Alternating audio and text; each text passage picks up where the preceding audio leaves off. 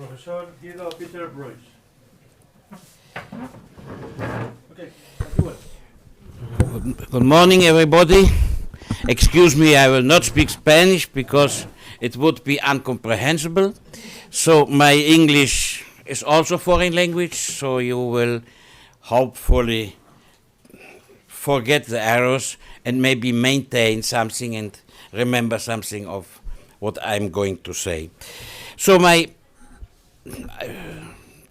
topic for today is to do some reflections, some ideas about the systems of recognizing merit in our social habitat, in the societies.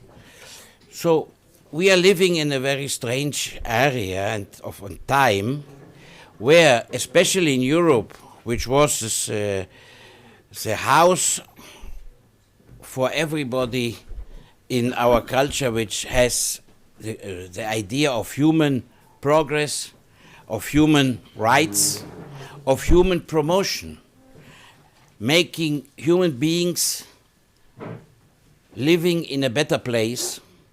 So recognizing what people does for their society, for their country, and for their fellow citizens has been one of the basic topics of our culture from the times of the Greeks upwards. Lately, these topics have been highly discussed. There is a way of thinking which somebody says goes around in Europe, it was said a couple of 100 years ago, which is of the idea that you should not recognize any difference between human beings, but you should just keep them as they are. Collectivism and general way of thinking and leveling human beings is something that can produce, obviously, the lack of recognition of merits. Chivalric orders are born by the recognition of special merits given by warriors, people who defend their country, defend their leader, defend their monarch in wars and against other warring people or aggressions. So the orders actually, as well as nobility, is a way of distinction.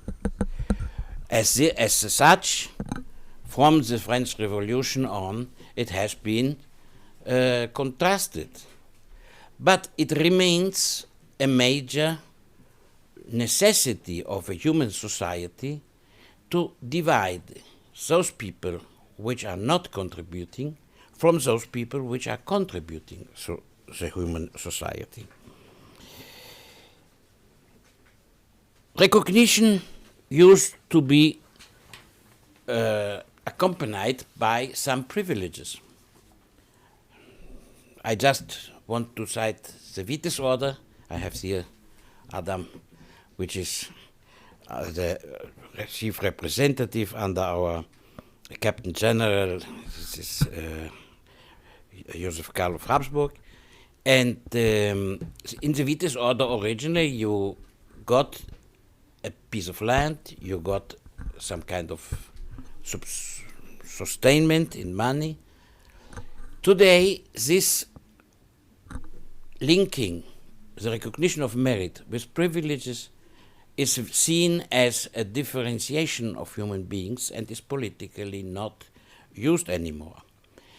For example, the Italian Republic, which is a republic but keeps alive a chivalric order, and this is a kind of anomaly because Italy and France are keeping chivalric orders also not being a monarchy, but they state that they do not give rise to privileges. You don't have any privileges, not even diplomatic precedence. So what is happening today is that we have some problems in classifying, because we have the historic ways of recognition of orders, and we have modern political realities which cannot simply be not taken care of. So, or we say things should be as they were.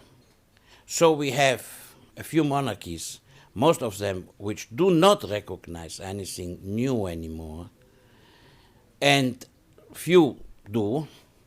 So 80% of the, for example, European population is excluded from the access of recognition of civil merits.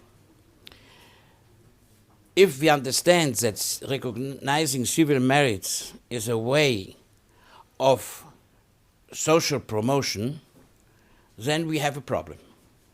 So we must agree on keeping tradition safe, sure, and well organized. And ICOC does a marvelous work on this,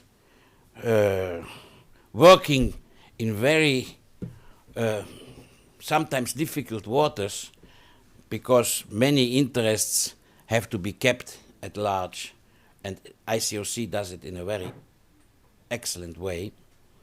But we must also think that we have to keep open the door to new and different meritorious ways of promotion, of human promotion. Otherwise, if we musealize, if we historicize the idea of human difference by merit, we will realize at the very end the old dream of the collectivism, or collectivistic ideal. There will be no differences anymore. And this is not human, it's not normal, it will not stay that way.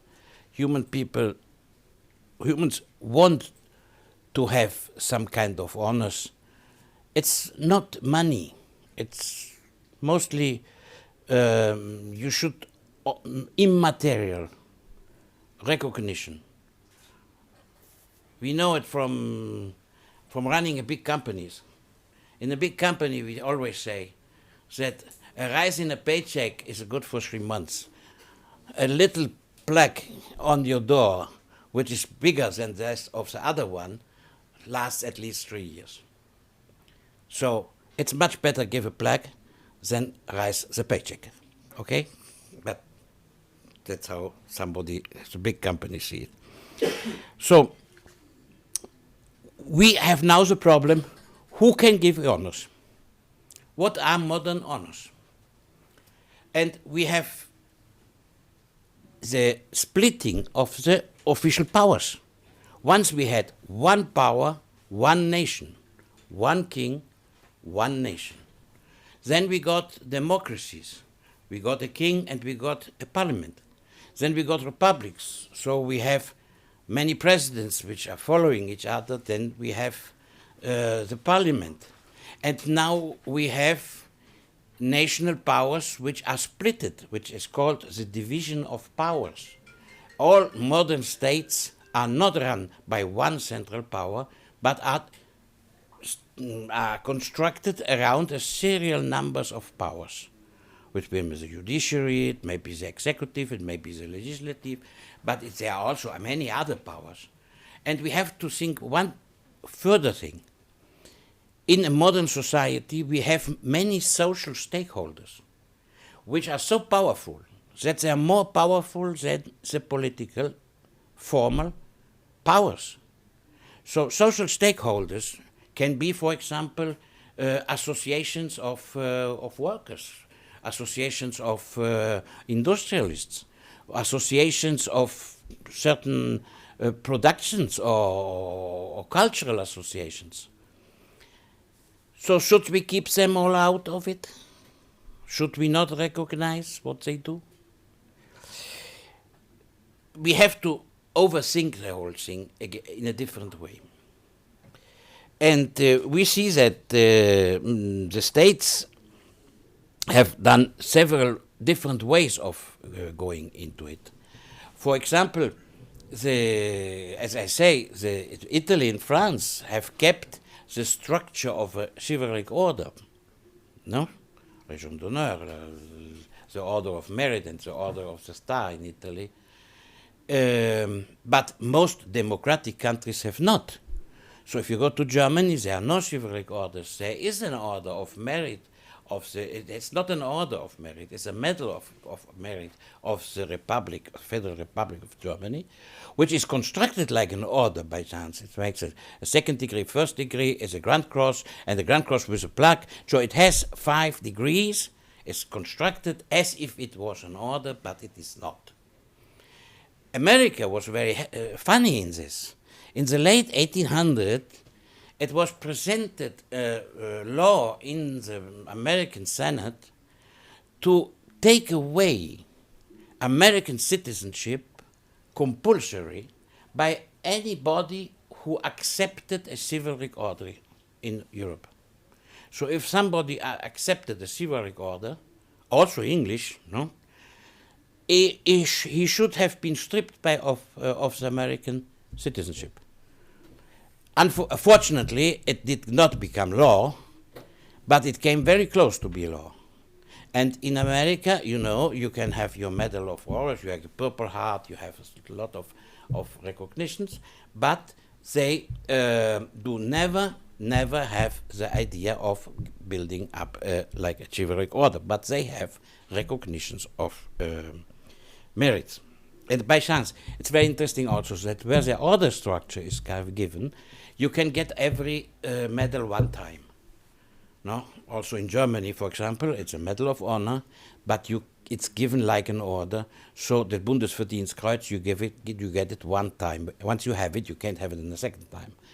But in America, for example, you can have the Purple Heart 3 or 4 times. By the way, socialist countries which did not like to differentiate people were very fond of giving medals of honor. Brezhnev had, I think, the Order of Lenin 6 or 7 times. So, and he had them all on his jacket. So it was very funny. So we have to think it, and we have to recognize that civil stakeholders are becoming a major player. And it is very difficult to order it, because, for example, now, if we take the diplomatic rules, the sovereign states, which are recognized by the United Nations organization, are all the same, no? Legally, it's legally the same. So if you get an order from, or a medal from the United States of America, or from the Queen of England, it's the same as if you get a medal from the King of the Fiji, or some kind of other state, maybe, or even from Venezuela or Cuba or so, no? Which may be a little bit different in political vision than we generally are accustomed to. So, how can we look at the honors in the future? Because I just repeat one thing. Things don't live by itself. They live because somebody keeps them alive. And the idea of differentiating human beings by their merits of social deeds, military or civil, for their community, has to be kept alive. And it has to be kept alive in all countries, not only in countries which have a monarchical constitution. We have republican constitutions, we may be of monarchical idea, we may have aristocratic preferences, but we have to keep reality in our eyes. And if we want to have a certain way of thinking survive, we must make it usable, accessible in large part of the countries. So I think and this is a little bit of a provocation, no? What I think, want to coming to a conclusion to this, is what do we have now? We don't have definitely one worldwide decision which says this is a correct and this is not correct. This is good and this is not good. We don't have it. We cannot imagine it. We can have private institutions like ICOC, which scientifically, historically, intellectually makes a God work, but it is not a law. It is not a rule. You cannot go to the United Nations and say this yes and that not. First point. You will never be able to do this. Second point, we have to decide by merits which are economical, that's my vision, and non-economical.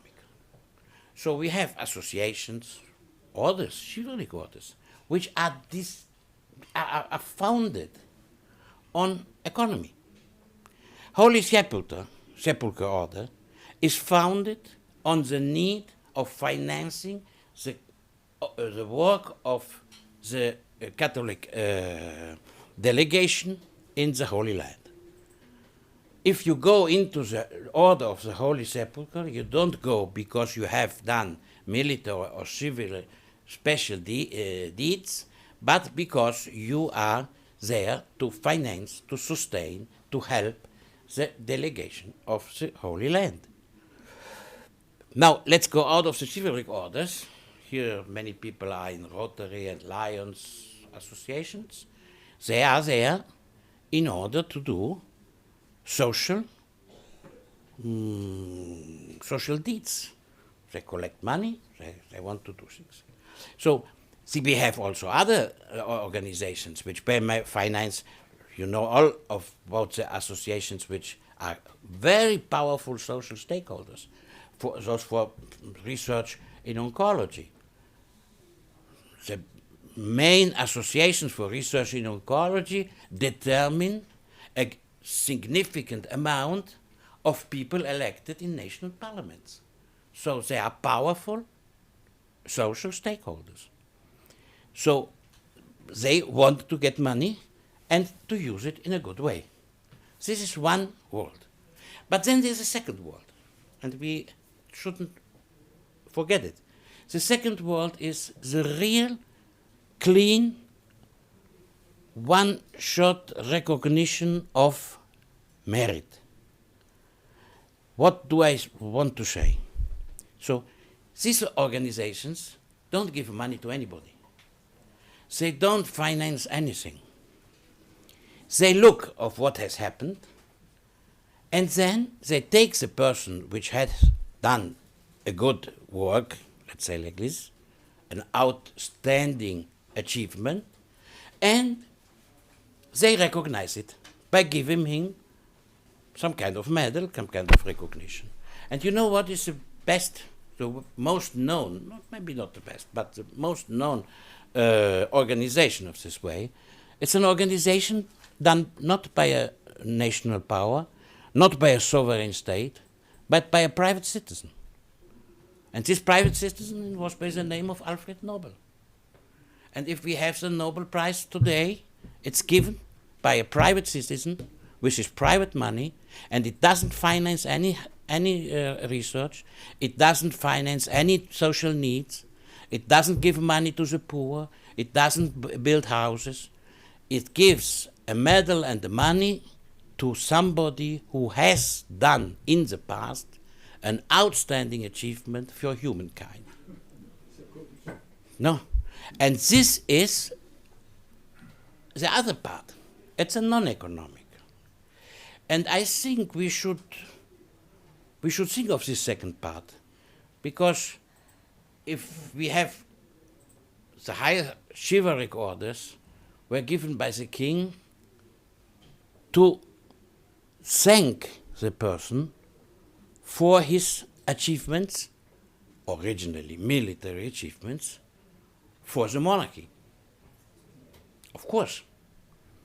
Okay? These people were already in good standing. They had achieved. They had shown what they wanted to do. They had done those things for which they were get the merit recognized. This is the two things. And the last thing is what I want to say is we have to not having a possibility of saying this is good order and this is a bad order, this is a good. We can have many ways of classifying, but we don't have the power anymore to enforce it. I think the modern world has a way of discriminating not only the people, but also the merit and the meritorious systems. For example, when I was general director of the National Health Service in Lombardy region, I